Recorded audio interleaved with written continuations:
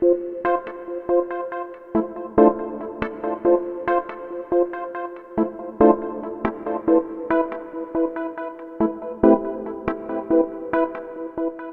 a long-time user of Sony's range of HX series cameras.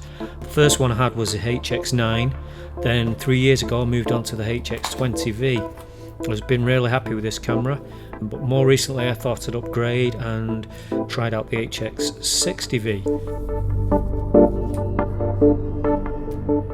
I persevered with this for a couple of weeks before returning the camera to Amazon for a refund. It was terrible for focus issues. Would not recommend HX60V.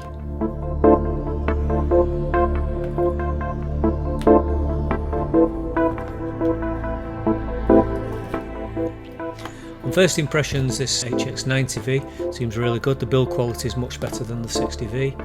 Not quite as well built as the 20V, I don't think. This is made in China, whereas the HX20 was made in Japan. I'll be doing more tests over the next week or so check back. Hope to see you soon.